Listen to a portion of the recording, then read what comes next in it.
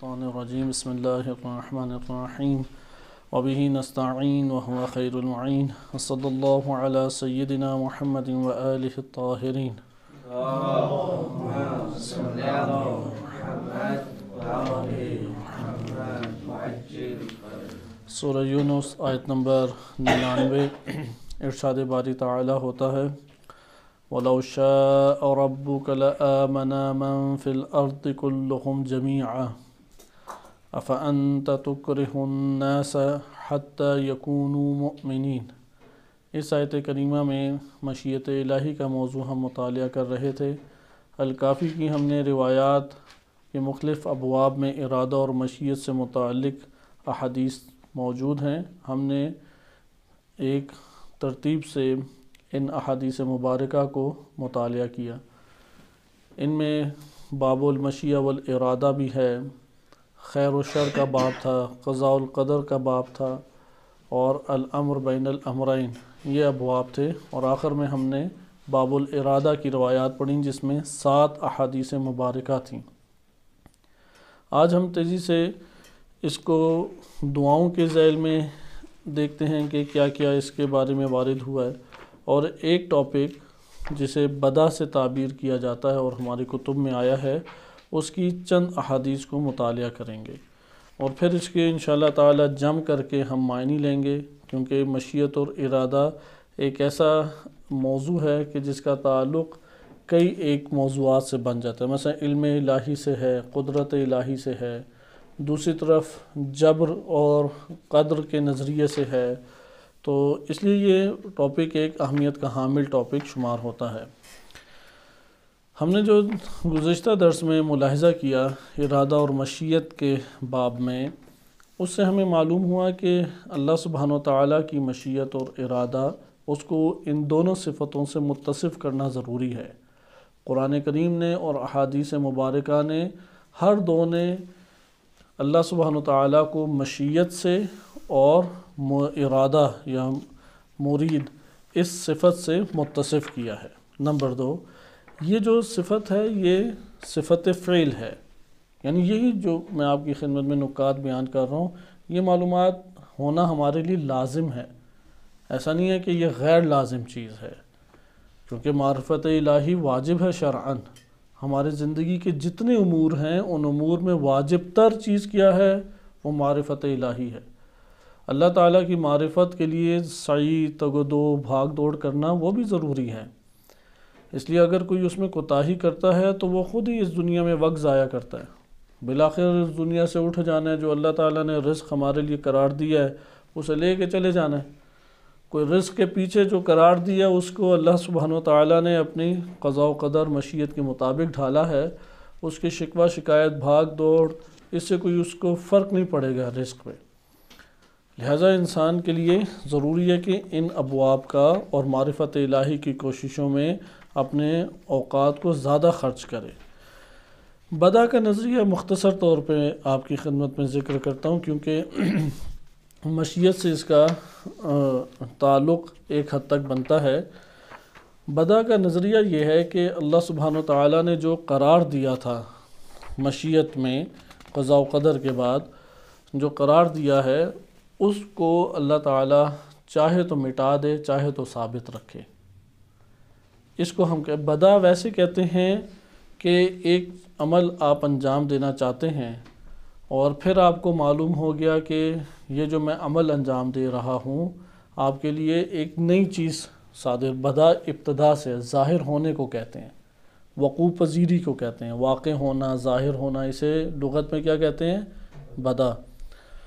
ایک انسان کے ایک عمل انجام دینا چاہتا ہے، پھر وہ اس کے لیے ایک اور رخ سے وہی عمل ثابت ہو جاتا ہے کہ اسے نہ انجام دینے میں بہتری ہے، تو پھر وہ اسے انجام دے کے ترک کر دیتا ہے اور پھر دوسرے عمل کو انجام دیتا ہے۔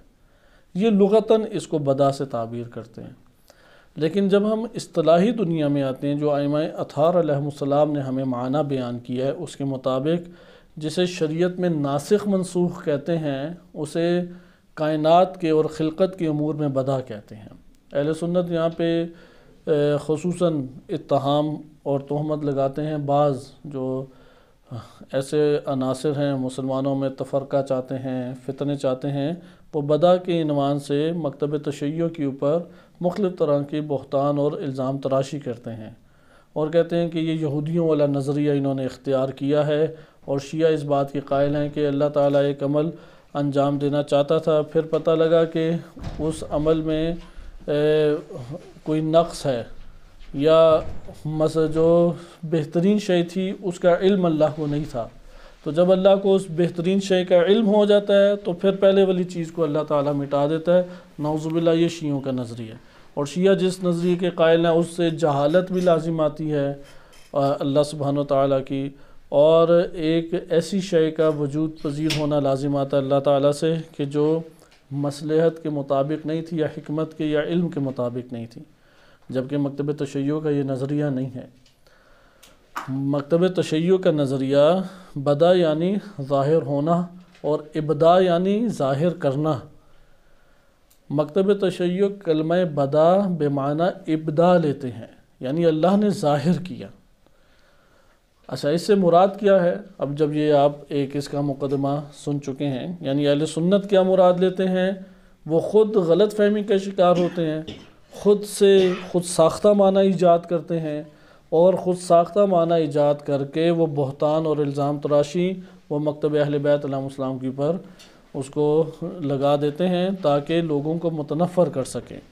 ایک شیطانی عمل ہے، جبکہ حقیقت یہ ہے کہ ائمہ اطہار علیہ السلام نے جو مکتب اہل بیت علیہ السلام کی ترجمانی کرتے ہوئے تعلیم ہمیں کیا ہے وہ یہ ہے کہ اللہ سبحانہ وتعالیٰ کے علم میں ہے کہ میں نے ایک عمل کو مثلا اتنی مدت تک جاری رکھنا ہے، اور اس کے بعد اس عمل کی جب مدت ختم ہوگی تو مصلحت اس کی مثلا 10 سال تھی، 10 سال کے بعد دوسرا جو ہے اس کے لیے حکم وہ جاری ہو جائے گا۔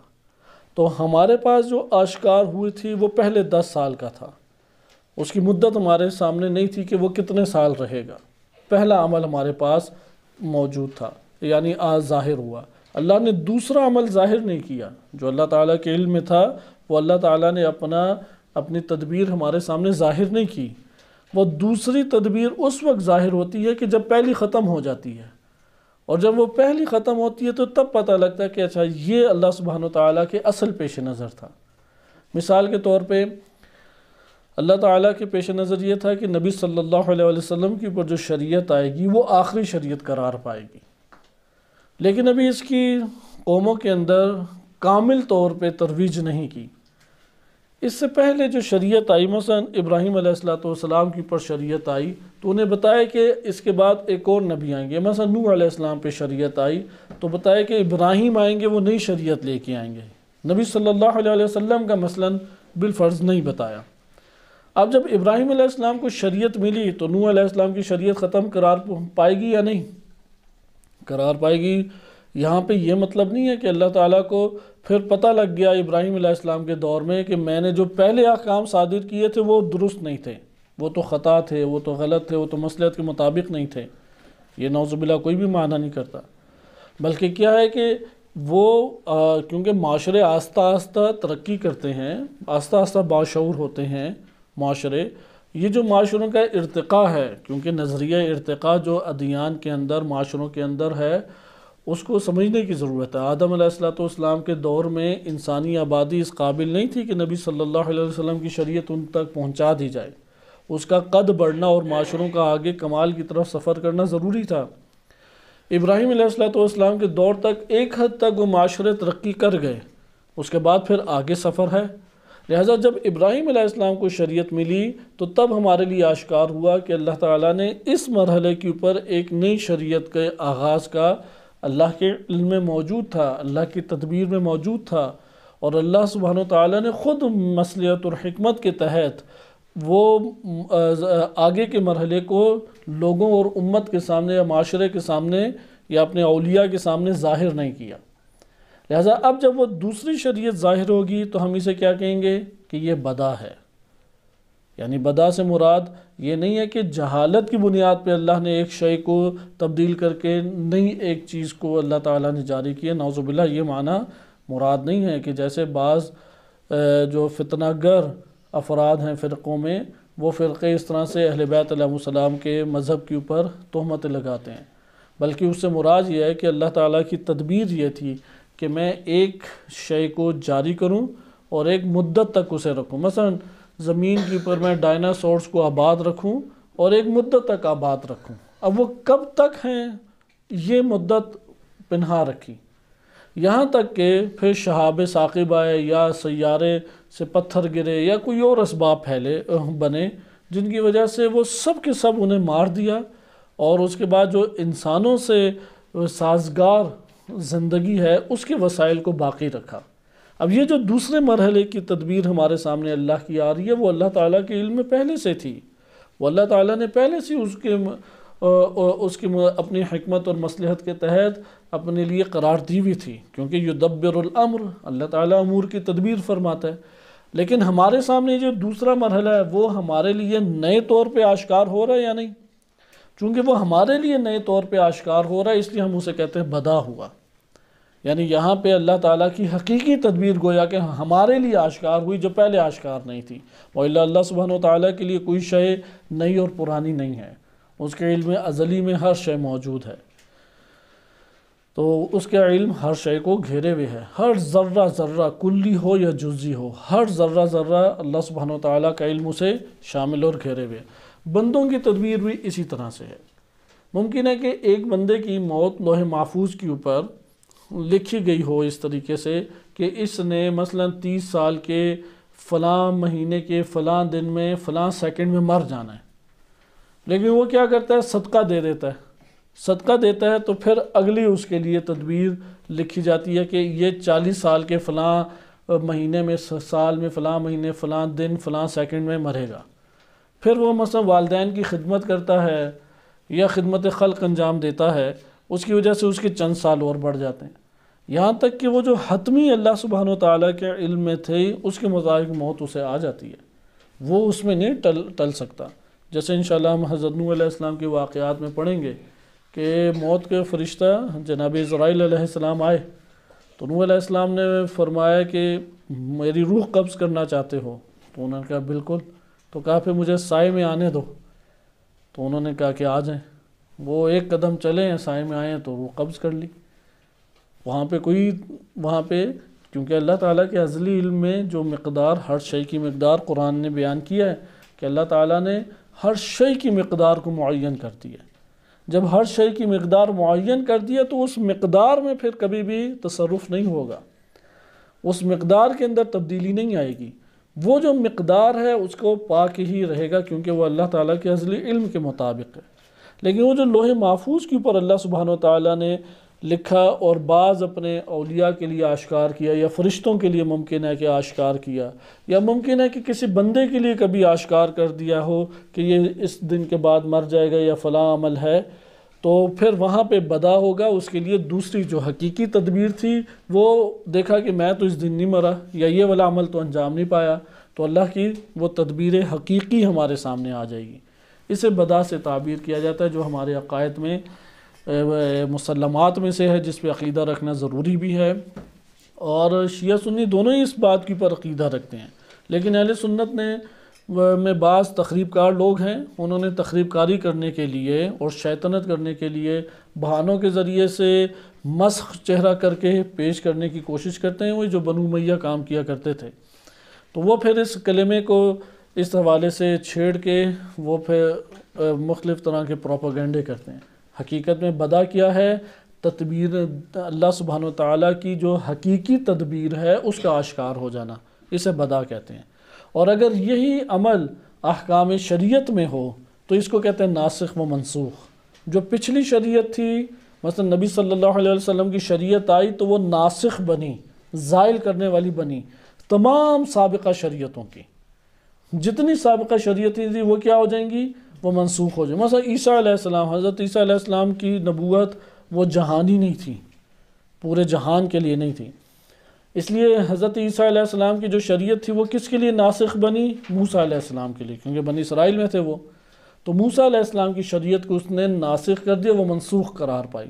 ناسخ منسوخ اصول فقہ میں ایک طویل بحث آپ دوستان پڑھتے بھی ہیں، اور قرآن کریم کا ایک اہم موضوع ہے، جس طرح محکم متشابہ قرآن کا ایک موضوع ہے، اسی طرح قرآن میں آیا ناسخ منسوخ کی آیات ہیں، یعنی کیونکہ خود اللہ سبحانہ وتعالیٰ نے قرآن میں بیان کیا ہے کہ ہم منسوخ کرتے ہیں اور اس سے بہتر کو وہاں پہ لے آتے ہیں۔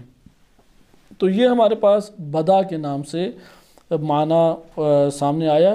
بدا کا لغوی مطلب کیا ہے؟ شے کا ظاہر ہونا۔ ہم ادھر اس کا اگر سازگار، اس نظریے سے سازگار طور پہ معنی لینا چاہیں تو ہم کہیں گے اللہ تعالیٰ کی حقیقی تدبیر کا، یعنی فائنل تدبیر، حتمی تدبیر، نتیجہ، آخری نتیجہ آور تدبیر جو ہے اس کا آشکار ہونا۔ یا ہم یہ کہیں گے کہ ابدا، اللہ نے اپنی حقیقی، بدا بمعنی کیا ہے؟ ابدا ہے، یعنی اللہ نے حقیقی تدبیر اپنی آشکار کر دی۔ ہر بندے کے لیے اللہ تعالیٰ کی تدبیر ہے، ایک تو انسان کے حوالے سے مجموعی طور پہ ہے، دوسرا ہر فرد کے اعتبار سے تدبیر ہے۔ مثلا آپ دیکھیں نبی صلی اللہ علیہ وسلم، اب انبیاء میں بعض انبیاء تھے، یوسف علیہ السلام کو دیکھیں کہ ان کے والد رہے ہمیشہ، ان کے یہاں تک کہ ملا دیا اللہ تعالیٰ نے، لیکن نبی صلی اللہ علیہ وسلم کے لیے کیا تدبیر تھی؟ جناب عبداللہ وہ اس دنیا سے رخصت ہو گئے، ان کی والدہ وہ بھی رخصت ہو گئیں، یتیم تھے، یتیمی کا زمانہ دیکھا۔ اکثر افراد دنیا میں، ایک آپ سروے کر کے دیکھیں، بڑی تعجب کی چیز ہے کہ اکثر بیشتر افراد جو دنیا میں خراب ہوتے ہیں یا برباد ہوتے ہیں یا جن کے گھرانے متاثر ہوتے ہیں، وہ لوگ ہیں کہ جن کے والدین سروں پر ہوں۔ جنہوں نے یتیمی کا زمانہ کاٹا ہوتا ہے اس میں بہت قلیل تعداد ہے کہ جو خراب ہوئی ہو، یعنی جن کے خاندان جو ہیں وہ ڈگمگائے ہوں، کیونکہ ان کی سرپرستی اللہ کی ذات فرماتی ہے۔ صحت کے اعتبار سے دیکھ لیں، اسی طریقے سے نعمات کے اعتبار سے دیکھ لیں، یا امام علی علیہ السلام کا جیسے نہج البلاغہ میں فرمان ہے، جسے اپنے چھوڑ جائیں اسے غیر مل جاتے ہیں۔ یہ ایک نظام قدرت ہے، اس دنیا میں چل رہا ہے۔ لیکن آپ عموماً دیکھیں کہ مال کی اور نعمت کی جو آزمائش ہے، وہ نعمت کی آزمائش اکثر افراد کو خراب کر دیتی ہے۔ اسی لیے آپ فہرست بنائیں، جتنی بڑی بڑی شخصیات ہیں ان میں سے بہت سے ایسے افراد ہیں، اگر تمام نہ کہیں بہت سے ایسے افراد وہ ہیں کہ جنہوں نے یتیمی کا زمانہ پایا۔ حتیٰ کہ ہمارے علماء میں بھی امام خمینی رحمۃ اللہ علیہ وہ یتیم تھے، والد نہیں تھے ان کے چھوٹے ہوتے ہی والد کو شہید کر دیا گیا۔ شہید باقر الصدر، ان کے تو والدین دونوں ہی نہیں تھے، انہوں نے یتیمی کا زمانہ پایا۔ اسی طریقے سے ان کی جو ہمشیرہ ہیں، بہت بڑی بنت الہدا، ان کے نام پہ مدرسہ بھی بنتے ہیں، یتیمی کا زمانہ پایا۔ نبی صلی اللہ علیہ وسلم کا دور دیکھ لیں، خود رسول اللہ نے یتیمی کا زمانہ پایا۔ اسی طرح اور دیگر افراد ہیں کہ یعنی صلاحیتیں انسان کے اندر مصیبت کے اندر رکھی گئی ہیں، جسے مصیبت کی حرارت نہیں ملتی، اس کے نفس کے اندر صلاحیت باہر نہیں آتی۔ لہٰذا جو جتنی مصیبت میں ہیں یہ لطف الہی ہے، اس لیے یہ قانون ضابطہ سیسند روایات میں ہمارے آ گیا کہ جو اللہ کے جتنے قریب ہوگا اتنی سخت آزمائشوں میں ہے۔ امام خمینی رحمۃ اللہ علیہ نے 40 حدیثوں کا انتخاب کیا اور شرح کی ہے، تو اس میں انہوں نے اس روایت کا انتخاب کیا ہے۔ سیسند روایت اور کثرت سے ہے، اتنی کثرت سے یہ روایت آئی ہے کہ تمحیص کتاب الکافی سے پہلے کی کتاب ہے، قدیم کتابوں میں سے ہمارے۔ تمحیص یعنی مشکلات، مصیبتیں اور امتحانات، آزمائشیں، اس کے اندر 9 یا 10 چیپٹر ہیں اور وہ صرف اسی موضوع کے اوپر ہیں۔ آپ وہ کتاب، پتلی سی کتاب ہے، آپ پڑھیں تو آپ کو اس میں فلسفہ پتہ لگ جائے گا کہ یہ دنیا مقام راحت نہیں ہے۔ جو اس کو مقام راحت و سکون، یعنی جو شخص سکون اور راحت تلاش کرتا ہے وہ نادان ہے، اور نادان پھر اپنی نادانی کا ہی خمیازہ بھگتتا ہے، اسے کوئی نہیں دنیا میں سمجھا سکتا، کیونکہ اس کی نادانی کے مطابق وہ حکیم ذات عمل نہیں کر سکتی، اس کے ہاتھ پہ اسے چھوڑ دے گی، کہیں گے ٹھیک ہے تو دنیا چاہتا ہے تو لے لا، آخرت میں تیرا کوئی حصہ نہیں ہے۔ قرآن کی واضح آیت ہے کہ جو دنیا کا مطالبہ کرے گا ہم اسے دنیا دے دیں گے۔ سورہ ہود کی غالباً 16 نمبر آیت ہے کہ جو بھی دنیا کے پیچھے بھاگے گا بالآخر ہم دے دیں گے کہ یہ لو، لیکن آخرت میں اس کا کوئی حصہ نہیں ہے، کیونکہ حکیم ذات، اللہ کی ذات، وہ نادانی کے مطابق اس کے گزارا، یعنی اپنی عبودیت میں، یعنی اپنے خاص بندوں میں بھی اسے رکھیں اور وہ نادانی بھی کر رہا ہو، یہ دونوں نہیں چل سکتے، اسے پھر نکال دیتا ہے باہر۔ جیسے شیطان نے مہلت مانگی، اسے کہ ٹھیک ہے پھر دنیا میں لے جا اپنے لیے جو تو نے لینا ہے۔ تو یہ ضابطہ ہے کہ دارالمصائب ہے یہ دنیا۔ جیسے آپ جاتے ہیں ہوٹل میں کھانا کھانے، ادھر اگر کھانا نہ آئے وہ پریشانی کی بات ہے، یا کھانا آئے تو پریشانی کی بات ہے؟ اسی طریقے سے آپ مصیبت کی جگہ پر ہیں، ادھر مصیبت نہ آئے تو پریشانی کی بات ہے۔ اگر مصیبت آئے یہ تو کوئی انوکھی چیز نہیں ہے، وہ تو خالق نے تدبیر کی ہوئی ہماری، کس پہ کیا مشکل آتی ہے ہمارے بس سے باہر ہے۔ بالخصوص زندگی موت کا مسئلہ وہ انسان کے بس سے باہر ہے، وہ جتنا چی بچی کر لے وہ اپنے آپ کو نقصان پہنچائے گا۔ رزق کا مسئلہ ہمارے قبضے قدرت سے باہر ہے، کس کو کتنا اللہ نے رزق دینا ہمیں کیا پتہ کتنا دینا ہے۔ آل اولاد کا مسئلہ بھی کتنے ہی ایسے، ہر خاندان میں ایسے افراد ہیں شادی ہوئی بھی ہے اور اولاد نہیں ہے، پیچھے کوئی مسئلہ نہیں ہے، کیونکہ شادی ہونے کے بعد اولاد اتنا بڑا، اولاد کا نہ ہونا اتنا بڑا غم لائق ہو جاتا ہے، وہ کہتا ہے شادی نہیں کرتا بہتر تھا، کیونکہ وہ عناصر تو اس کے جواب دے جاتے ہیں اندر۔ تو ادھر بیگم بھی نفسیاتی ہو رہی ہوتی ہے، ادھر خاندان ہے، اور عجیب مشکلات میں پھنس جاتا ہے۔ تو آپ نے اللہ تعالیٰ نے کیا تدبیر انسان کی ہے نہیں ہمیں معلوم، لیکن اس کے زمان حال سے پتہ لگ جاتا ہے کہ تدبیر کیا ہے۔ لہٰذا آپ نے ملاحظہ کیا کہ یہ جو نظریات ہیں، اس نظریات میں انسان کو موقف قرآنی کو سمجھنا ضروری ہے کہ ہم دارالمصائب میں ہیں، نہ کہ دارالراحت و سکون میں ہیں۔ ادھر استراحت، آرام، سکون کے لیے کوئی جگہ اللہ تعالیٰ نے نہیں رکھی۔ اس کی سب سے بڑی دلیل کیا ہے کہ دنیا کی ہر وہ نعمت جو انسان کو سکون اور آرام پہنچاتی ہے، وہ کچھ لحظوں کے بعد سب سے بڑی مصیبت میں تبدیل ہو جاتی ہے۔ آپ گنتی گن لیں، مثلا نیند، کیونکہ آتی ہے ایسی سخت طریقے سے ہے۔ اب ایک بندہ 20 گھنٹے سو لے، پھر وہ آگے نیچے سے زمین پکڑنے لگ جاتی ہے اسے۔ اگر وہ 20 گھنٹے کروٹ نہ بدلے تو اس کا بدن جو ہے وہ ایک قسم کا اپاہج ایک سائڈ سے ہو جائے گا۔ یہ اللہ تعالیٰ کروٹیں اسے بدلاتا ہے۔ ایک طرف زیادہ دیر آپ کئی گھنٹے ایک طرف سر کر کے سوئیں، آپ اپنی گردن اس طرح نہیں کر سکیں گے۔ یہی نیند 20 گھنٹوں کے بعد کیا بن جائے گی؟ وہ ایک مصیبت ہے اس کے لیے، اس کی جلد نیچے چمٹنے لگ جاتی ہے، حصہ بننے لگ جاتی ہے زمین کا، اس لیے وہ بھاگے گا نیند سے اٹھ کے۔ یہ جب مریض ہوتا ہے انسان سو کے تھک جاتا ہے، لمبی لمبی اٹھ کے پھر سانسیں لیتا ہے، کیونکہ ہمت نہیں ہوتی چلنے پھرنے کی، پھر جا کے لیٹ جاتا ہے۔ آپ کھانے کا دیکھ لیں، آپ کھانے میں ایک دفعہ معدہ بھر لیں، اگلا لقمہ آپ کا کھانے دیکھنے کا دل نہیں چاہے گا، اس قدر انسان کو اس سے نفرت ہو جاتی ہے۔ اسی طریقے سے انسان کی اور غرائز ہیں کہ ان غرائز میں جو لذات کی دنیا میں بالا ترین اللہ تعالیٰ نے لذات رکھی ہیں وہ یہی امور جنسیہ ہیں۔ سب سے پست ترین چیز سب سے بہترین لذت کی صورت میں رکھی ہے، لیکن جیسے ہی یہ لذت کی مقدار پوری ہوتی ہے اس کے تصور سے بھی انسان گھبراتا ہے، تصور بھی، خیالوں میں بھی تصور نہیں کر سکتا۔ اگر ذہن میں تصورات آئیں تو اسے اندر سے کوفت ہونے لگ جاتی ہے کہ کیا یہ گندگی ہے۔ وہ پھر انتظار کرے گا کہ میں ایک وقت اس سے جدا نعمت سے کاٹوں تاکہ اشتہا ابھرے، اگر اشتہا ہی نہ ابھرے تو پھر تو ویسی دنیا بے رونق ہو جائے۔ دنیا کی تو ساری کی ساری لذتیں کس کے اوپر ہیں؟ بعض لوگوں کو نیند نہیں آتی، گولیاں کھاتے ہیں، اشتہا ہی نہیں پیدا ہو رہی۔ بعض کو بھوک ہی نہیں لگتی، وہ گولیاں کھاتے ہیں، اشتہا ہی نہیں پیدا ہو رہی۔ اسی طرح یہ دیگر امور ہیں، اشتہا کے اوپر لذت ہے، اور اشتہا پوری ہو جائے وہ لذت بے لذتی میں تبدیل ہے۔ اور یہی لذتیں پھر کیا ہیں؟ مصیبت ایک رخ سے ایک ہیں، دوسرے رخ سے دوسری مصیبت ہیں کہ یہی امراض کا سبب بنتی ہیں۔ تیسری طرف سے یہی حساب کتاب اس میں رکھ دیا، جیسے نہج البلاغہ میں امام کا فرمان ہے کہ اس دنیا سے لے کے میں کیا کروں گا جس کے حلال میں حساب ہے اور حرام میں عقاب اور عذاب ہے۔ کہتے کیا میں اس کا دنیا کا لے کے کیا کروں؟ پتہ ہے کہ جو بھی کھا رہا ہوں یہ تو چھٹ جانا ہے مجھ سے، جس کی بھی تمنا کروں گا وہ مل جائے تو کچھ بھی نہیں ہے، اور نہ ملے تو اندر نفس ابھارتا رہتا ہے۔ حلال میں کیا ہے؟ حساب ہے، اور اس کے حرام میں کیا ہے؟ عذاب اور پستیاں ہیں۔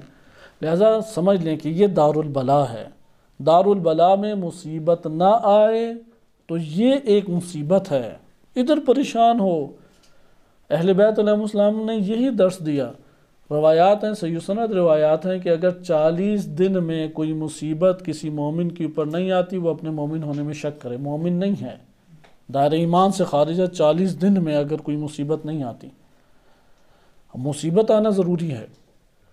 پھر راوی نے سوال کیا کہ وہ مصیبت کیونکہ پریشان ہو گیا، تو یہ تمحیص میں، کتاب و تمحیص میں یہ روایت ہے، تو امام نے فرمایا کہ بعض اوقات تم نے دیکھا ہوگا کہ ایک بندہ تیزی سے رقم گنتا ہے، وہ کم نکلتی ہے تو ایک دل دھڑکتا ہے زور سے، وہ پھر تیزی سے گنتا ہے تو پوری ہوتی ہے، وہ پہلی والی مصیبت شمار ہوگی۔ یا جا رہے ایک ٹھوکر لگتی ہے، کہتا ہے کہ یار یہ بھی عجیب دن ہے، تو وہ پھر ٹھیک سنبھل جاتا ہے، یہ بھی ایک مصیبت ہے، اس کو بھی اللہ تعالیٰ نے مصیبتوں میں شمار کی، اگر اتنی مقدار کی بھی نہ آئے۔ بلکہ ایک واقعہ وارد ہوا ہے کہ نبی صلی اللہ علیہ وسلم کو ایک شخص نے مدعو کیا تھا دعوت میں، تو تشریف لے گئے، گھر کے دروازے سے داخل ہوئے ہیں تو اوپر دیوار کے اوپر مرغی نے انڈا دیا، وہاں سے انڈا نیچے گرا، ٹوٹا نہیں، تو تعجب کیا رسول اللہ نے بھی، تو اس شخص نے کہا کہ یا رسول اللہ میرے گھر میں کوئی نقصان نہیں ہوتا کبھی، کوئی بھی چیز ہوتا کہ آپ نے دیکھا انڈا بھی نہیں ٹوٹا، تو وہاں سے رسول اللہ واپس پلٹ گیا، کہا کہ یہ شخص مومن نہیں ہے۔ یعنی مومن کے لیے مدار المصائب ہے، مصیبت کا ہونا ضروری ہے، اس لیے سب سے زیادہ مصیبتیں کس پہ آئی ہیں؟ جو اللہ کے جتنا قریب ہے، پھر جو اس کے بعد، پھر جو اس کے بعد، جس کا جتنا ایمانی درجہ ہے اتنی ہی اس کے مطابق مصائب ہیں۔ اچھا یہ مصائب کیوں اللہ تعالیٰ نے رکھے؟ اس لیے مصائب رکھے کہ مصائب کی حرارت صلاحیتوں کو اجاگر کرتی ہے، آپ کے ہمارے پاس کوئی ذریعہ نہیں ہے، سکون، راحت، آرام کبھی بھی اندر کی صلاحیتوں کو اجاگر نہیں کرتا، کبھی بھی۔ اس لیے گھر کے ماحول میں کوئی شخص تربیت نہیں پا سکتا، ضروری ہے کہ گھر کے ماحول سے اسے باہر نکال دیں، ضروری ہے کہ اسے مشکلات کے اندر رکھ دیں۔ ہمارے خود آس پاس ایسی مثالیں بہت ہیں، بعض ہیں کہ رات کو لائٹ اگر کھولنی ہے واش روم کی، باتھ روم کی، تب بھی اپنے 7 بجے کو اٹھاتے تھے کہ یار آؤ۔ اس کے اوپر مشکلات کیسی پڑی کہ اسے کئی سال ایسی جگہ پہ رہنا پڑا تنہائیوں میں اور اندھیروں میں کہ آس پاس چوری اور ڈاکے ہی پڑتے تھے، اور 3-4 سال بعد اس کا دل قوی ہو گیا، بالآخر اس نے سونا ہی تھا اس تنہائی کی جگہ پہ، حالات اسے لے گئے۔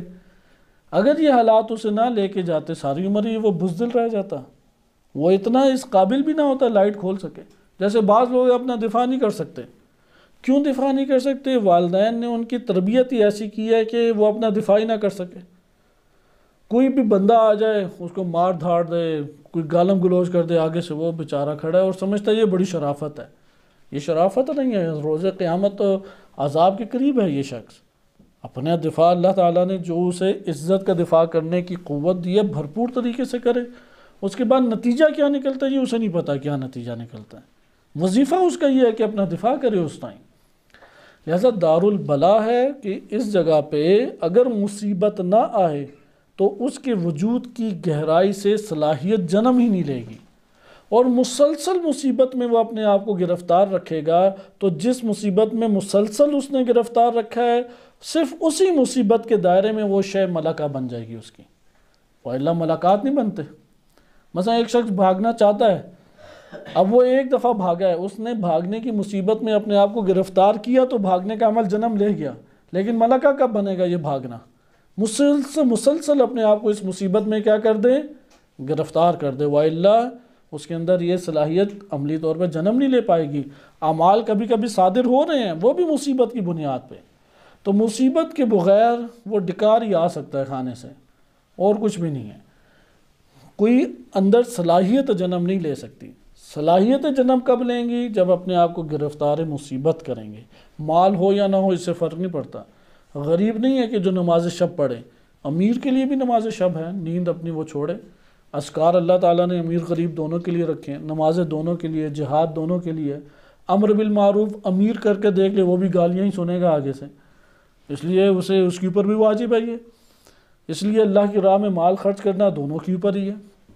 تو خلاصہ کلام، بدا کا تعلق بھی اسی طریقے سے ہے، کبھی مصیبت کی صورت میں، کبھی نعمت کی صورت میں۔ اللہ سبحانہ و تعالیٰ کی طرف سے تدبیر ہوتی ہے۔ آئیں اب ہم چند احادیث کو دیکھتے ہیں اور ان احادیث میں اس فلسفے کو مد نظر رکھیں کہ دار البلا والمصیبت میں ہے، مصیبت آئے تو پریشانی نہیں ہے، مصیبت نہ آئے تو پریشانی ہے، مرض آئے تو پریشانی نہیں ہے، نہ آئے مثلا بھی کرونا پھیلا ہوا ہے، ہو جائے تو پریشانی نہیں ہے، نہ ہو تو آپ سمجھیں کہ یار یہ کوئی میں خدا کی یا خصوصی لطف میں ہوں کہ کوئی اور کام انجام دوں، اللہ تعالیٰ کوئی خاص کام مجھ سے لینا چاہتا ہے۔ اگر کوئی کہے کہ نہیں وہ خاص کام بھی مجھ سے نہیں لینا چاہتا اور صحت بھی ملی ہوئی ہے تو پھر پریشانی کی بات ہے۔ خدا نے اگر کسی کو زندہ رکھا ہے تو اس سے خاص امور انجام پانے چاہیے، اور اگر کوئی مبتلا مصیبت ہو گیا ہے تو مصیبت اس کے اجر کے اضافے کے لیے بہت ہے۔ جیسے امام علی علیہ السلام سے منقول ایک روایت ہے کہ امام علیہ السلام گزر رہے تھے، ایک بوڑھا شخص تھا، دیکھا ایک علاقے سے گزرے، مقیم تھے اس جگہ پہ، تو بڑے پریشانی کی حالت میں ایک بوڑھے شخص کو دیکھا، تشریف لے گئے اس کے پاس، تو اسے حال احوال پوچھا۔ اس نے کہا کہ یہ مرض کاش میرے علاوہ کسی اور کو لگ جاتا، میں تو ہمیشہ سے مرض کی حالت میں ہی ہوں۔ تو کہا کہ کیوں اس مرض سے شکوہ شکایت کرتے ہو، جانتے ہو کہ اس کا تمہیں کتنا بڑا اجر ملے گا؟ تو اس نے پھر امام نے اجر بیان کیا تو اس کے دل میں کچھ سکون اور ٹھنڈک پہنچی، اور پھر آگے ایک کلام ہے۔ تو اسی طرح یہ یاد رکھیں کہ ہم اگر ایک سختی میں مبتلا ہیں، وہ سختی کئی ہمارے لیے نعمات کا باعث بن رہی ہے، آخرت کی آبادکاری کا باعث بن رہی ہے، ہمارے وجود کے اندر صبر کا باعث بن رہی ہے، اجر و ثواب بے تحاشا اسے مل رہا ہے۔ تو ان مصیبتوں کا اللہ تعالیٰ نے حساب کتاب رکھا ہے، اس لیے مصیبت میں انسان چی بچی نہ ہو، چی بچی ہوگا، شکوہ شکایت کرے گا، وہ اپنے ساتھ ظلم کر رہا ہے۔ واللہ غنی حمید، اللہ تعالیٰ تو ان سب سے بے نیاز ہے، مخلوق سے بے نیاز ہے، خدا کو تو کچھ نہیں ہوتا، اس کی خدائی کو بھی کچھ نہیں ہوتا، وہ اپنے وجود کے اوپر کلہاڑا مار رہا ہے کہ اس کو اللہ تعالیٰ نے ایک فرصت دی کہ استعداد کو عملی کر لے، وہ اس کو بھی اپنے ہاتھ سے جانے دے رہا ہے۔ لہٰذا حضرت یوسف علیہ السلام کو اللہ تعالیٰ نے امارت دینی تھی تو کنویں کا اللہ تعالیٰ نے شکار کیا، کنویں میں پھینکا، جیل کھانے پڑی، تب جا کے وہ عزیز مصر بنے۔ اسی طریقے سے بقیہ انبیاء علیہ السلام دیکھیں کہ کس قدر اللہ نے انہیں سختیوں سے گزارا اور پھر کس مقام کے اوپر اللہ نے پہنچایا۔ کتاب البدع میں چند روایتیں پڑھیں گے، ہم ساری اس باب کی روایتیں نہیں پڑھیں گے کیونکہ اس میں طویل حصہ ہے، اور اس کی شرح بھی کیونکہ یہ بدع تمام کے تمام چیپٹرز کو گھیرے ہوئے ہے، اس لیے علماء نے لکھا ہے کہ سب سے مشکل ان روایات کی شرح کرنا ہے۔ تو آپ کی خدمت میں روایات چند پڑھ دیتا ہوں۔ پہلی روایت ہے الکافی میں کہ امام باقر و امام صادق علیہ السلام فرماتے ہیں کہ ما عبد اللہ بشیء مثل البدع، کوئی شے ایسی نہیں ہے جس کے ذریعے سے اللہ کی عبادت کی گئی ہے جیسی بدع کے ذریعے سے، یعنی جو بدع کے اوپر راضی ہو جاتا ہے اس نے اللہ سبحانہ و تعالیٰ کی بندگی انجام دی ہے۔ اسی طریقے سے ایک اور روایت امام صادق علیہ السلام سے ہے، یہ دونوں روایتیں معتبر ہیں۔ ما عظم اللہ بمثل البدع، بدع کی مانند اللہ کی تعظیم کسی اور شے کے ذریعے تنی نہیں کی گئی جتنی بدع کے ذریعے سے اللہ کی تعظیم کی گئی ہے۔ تیسری روایت آپ دیکھیں کہ یہ تیسری روایت اس میں قرآنی آیت سے استدلال کیا گیا، اور یہی قرآنی آیت ہمارے پاس نظریہ بدع پہ دلیل ہے، یہ بھی ذہن نشین ہونا چاہیے۔ یعنی کوئی پوچھے کہ بدع کے اوپر دلیل کیا، یہ قرآنی آیت کہ جو ہم ابھی آپ کی خدمت میں سورہ رعد آیت نمبر 39 سے امام صادق علیہ السلام فرماتے ہیں کہ اس آیت کریمہ میں یمحو اللہ ما یشاء و یثبت، جو اللہ کی مشیت تھی اس مشیت میں اللہ تعالیٰ نے جس کو مٹانا چاہا اپنی مشیت کے مطابق، اللہ نے ما یشاء، جسے اللہ نے مٹانا چاہا وہ کیا کر دیا، یمحو، اسے یمحو اللہ، اللہ مٹا دیتا ہے ما یشاء، جسے وہ چاہتا ہے، وہ یثبت، اور جسے چاہتا ہے اسے ثابت کر دیتا ہے، جسے چاہتا ہے ثابت کر دیتا ہے۔ اس آیت سے آپ خصوصاً یہ والی روایات ضرور چھوڑیں، صدقہ دینے سے موت ٹل گئی، والدین کی خدمت سے موت ٹل گئی، یا والدین کی خدمت سے یا ان کے لیے دعائے خیر اور مغفرت کرنے سے اللہ تعالیٰ کی عنایات شامل حال ہو گئیں، یا اسی طریقے سے ظلم کرنے سے زندگی کم ہو گئی، جو ظلم کرتا ہے وہ زندگی کم کر بیٹھتا ہے۔ مسلسل گناہ حتماً و حتماً انسان کی زندگی کم کر دیتے ہیں، جو مسلسل اپنے وجود کے اندر گناہ کرتا ہے وہ محرومیت کی طرف چلا جاتا ہے، محروم اللہ تعالیٰ کی ذات نے نہیں کیا، اس کے اپنے اعمال نے کیا، اس کے باطنی نفسانی اعمال نے کیا۔ وہ پھر وہ مثلا ایک شخص ہے، اللہ تعالیٰ نے اس کے لیے تدبیر یہ کی ہے کہ 10 سال ہوں گے تو تب اس کے لیے یہ نعمت فراہم ہوگی۔ وہ 10 سال جو ہے وہ اللہ تعالیٰ کی بارگاہ میں جلد بازی کی وجہ سے اور دنیا کی زینتوں کا شکار ہونے کی وجہ سے شکوہ شکایت میں گزارتا ہے، اللہ تعالیٰ کے خلاف اس کا نفس اسے ابھارتا ہے، وہ دین سے دور ہوتا ہے، دینداروں سے دور ہوتا ہے۔ اس کا نتیجہ کیا نکلے گا؟ اس 10 سال میں مومن بننے کے فاسق بن جائے گا۔ جب فاسق بن جائے گا تو اپنی دوسری تدبیر اس نے اللہ تعالیٰ کی اپنے سر پہ مول لے گا جو اللہ نے فاسقین کے لیے کی ہے، اور پھر عذاب الہی اس کی گردن میں پھنس جائے، مثلا مجرم بن جائے گا۔ ممکن ہے کہ شرابی بن جائے، ممکن ہے کہ زانی بن جائے، ممکن ہے قاتل بن جائے۔ وہ خود بنا اس میں، کس نے اسے بنایا ہے؟ یہ 2 امراض جو اس نے نفس کے اندر اگائے تھے، عجلت پسندی، جلد بازی، زینت دنیا کا شکار ہونا۔ وہ زینت اس دنیا کے اندر دیکھتا تھا اور زینت جہاں نظر آتی اس سے متاثر ہو کے بیٹھ جاتا تھا۔ اس زینت نے اسے کیا کر دیا؟ اس کو مجرم بنا دیا۔ لہذا پھر اس کے لیے اللہ تعالیٰ کی تدبیریں، دیگر تدابیر سامنے آ جائیں گی۔ اسی لیے وہ جو سعید اور شقاوت ہم نے شقی کا پڑھا ہے، وہ جبر کی صورت نہیں ہے، اختیار کے ساتھ ہے سعید اور شقی، جبر نہیں ہے اس میں۔ وہ اللہ تعالیٰ نے علم کے مطابق بات بیان کی۔ اللہ کا علم، یا مثلا آپ کو معلوم ہے کہ آپ کا بچہ معصوم نہیں ہوگا، کوئی تو خطا کرے گا، آپ کے علم میں ہونا اس کے جرم کا سبب ہے، یا اس کا اپنا ناقص ہونا اس کا سبب ہے۔ ہمارا علم میں ہونا تو اس کے جرم کا سبب نہیں، اسی طرح اللہ تعالیٰ کے ایک شے میں علم میں ہونا وہ اس شے کے وجود کا سبب نہیں ہے۔ بہرحال یہ بحثیں آگے کی ہیں کہ اس میں دیکھیں آیت یمحو اللہ ما یشاء، اللہ جسے چاہتا ہے کیا کرتا ہے؟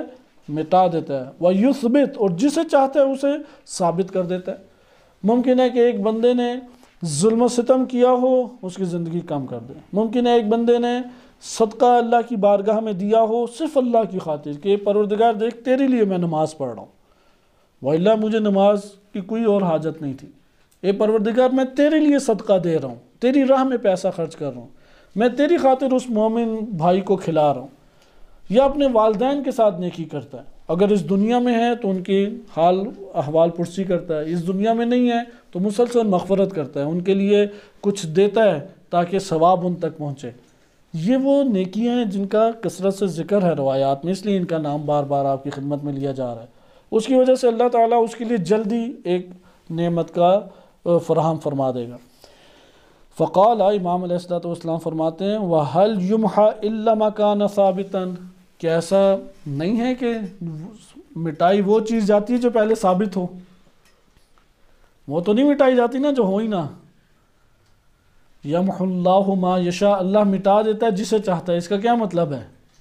کچھ پہلے لکھا ہوا تھا، کچھ پہلے قرار دیا ہوا تھا، اس کو اللہ نے مٹا کے پھر اس کی تدبیر دوسری کی۔ وہ یثبت، یثبت کا کیا مطلب؟ پہلے نہیں تھی پھر اس کو رکھا۔ وَهَلْ يُثْبَتُ إِلَّا مَا لَمْ يَكُنْ، جو نہیں تھی وہ ثابت ہوتی ہے کہ ایسا نہیں ہے، اس سے ہمیں بدا کا پتہ لگ جاتا ہے۔ لہٰذا مشیت میں بھی بدا ہے۔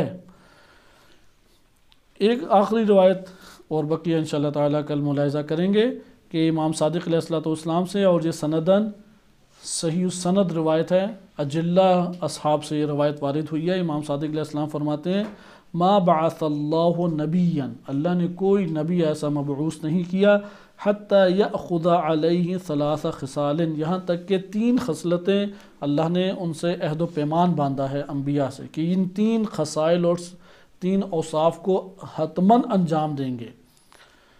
الاقرار لہو بالعبودیہ، عبادت کرتے ہوئے اللہ کی وحدانیت کا اقرار، اللہ کی وحدہ لا شریک لہ، اللہ کی توحید کا اقرار کس کے ذریعے سے؟ عبادت کے ذریعے سے، عبودیت کے ذریعے سے۔ وخلع الانداد، شرک سے پاکیزگی، شرک نہیں کرنا، مشرکین میں سے نہیں بننا۔ اللہ کے مقابلے میں جتنے بھی وہ بت ہیں یا انداد ہیں ان کی نفی کرنا۔ وَأَنَّ اللَّهَ يُقَدِّمُ مَا يَشَاءُ وَيُؤَخِّرُ مَا يَشَاءُ، اللہ جسے چاہتا ہے پہلے لے آتا ہے اور جسے چاہتا ہے مؤخر کر دیتا ہے۔ یہ جو اللہ کی مشیت ہے وہ آپ جانتے ہیں کہ وہ اس کی صفت فعل ہے، روایات کے مطابق۔ جب صفت فعل ہے تو سابق اللہ کا علم، اس کی قدرت اور حکمت ہے، لہٰذا مشیت الہی تابع ہے اللہ کی علم اور حکمت اور قدرت کے۔ اس لیے چاہنا سے کیا مراد ہے کہ اللہ نے معیارات رکھے ہیں، جس نے ان معیارات کو حاصل کیا اس کے لیے نعمات ہیں۔ اور یہ واقعات ہمارے لیے اس طرح کے واقعات کثیر واقعات ہیں کہ اللہ سبحانہ وتعالیٰ نے تدبیر اپنے عبد مومن کی، مثلا ابراہیم علیہ السلام، وہ اپنی جوانی میں اولاد چاہتے تھے، کب اللہ نے دی؟ بڑھاپے میں۔ پھر بڑھاپے میں محبت پیدا ہو گئی تو اللہ نے کہا کہ وہ ایسی سرزمین پہ چھوڑ کے آؤ جس کی شدت اور حدت کی وجہ سے صحرائی جانور بھی ادھر زندگی بسر نہیں کرتے۔ اسماعیل کو وہاں پہ چھوڑ کے آئے، اور جب اب واپس آ گئے تو پھر اب محبت اور اسماعیل کی، تو جب اسماعیل کی محبت دل میں اور بڑھی تو کہا کہ جاؤ اب اس کے پاس واپس گئے۔ جوان اسماعیل کو دیکھا تو اندر محبت مزید بڑھ گئی۔ جب جوان اسماعیل کی محبت مزید بڑھ گئی تو کہا اسے ذبح کرو۔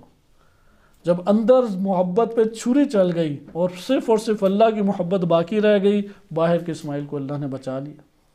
اسی طرح موسیٰ علیہ السلام آئے، نبوت کا اعلان جب ان کے لیے ہوا تو پیچھے اپنی زوجہ کو چھوڑ کے آئے تھے، شدید اندھیرے میں چھوڑ کے آئے تھے، جانوروں کے حملے کا بھی ڈر تھا اور یہ بھی ڈر تھا خاتون ہے، اکیلی ہے، ہراساں نہ ہو جائے۔ تو وہاں پہ آئے تو قبل اس کے کہ اللہ تعالیٰ گفتگو فرماتا، کہا کہ فخلع علیک، اپنے جوتے اتار دے۔ روایت میں وارد ہوا ہے کہ جوتوں سے مراد ہے اپنے دل سے اپنی زوجہ کی محبت نکال دے۔ اللہ کی بارگاہ میں دو کی محبت نہیں چل سکتی، صرف ایک ذات کی محبت۔ لہذا انداد اس طور پہ بھی انداد ہیں، اگرچہ یہ بہت چھوٹا مصداق ہے انداد کا کہ اللہ کی محبت میں کسی اور کی محبت کو رکھیں۔ پھر اللہ جس سے محبت چاہے اللہ کی وجہ سے محبت رکھیں، عیب نہیں ہے، جیسے اہل بیت علیہ السلام کی محبت، کیونکہ اللہ نے ان کی محبت ہمارے اوپر لازم قرار دی ہے۔ اسی طرح والدین کی محبت، اولاد کی محبت اللہ کی طرف سے آئیں تو ٹھیک ہے، اللہ کی طرف سے نہ آئیں تو پھر یہ انداد میں آ جائے گا، اسے زائل کرنا اور ہٹانا ضروری ہے۔ تو آپ نے ملاحظہ کیا کہ خداوند متعال کی اس طریقے سے تدبیریں ہیں، یقدم و یؤخر، جسے چاہتا ہے مقدم کر دیتا ہے۔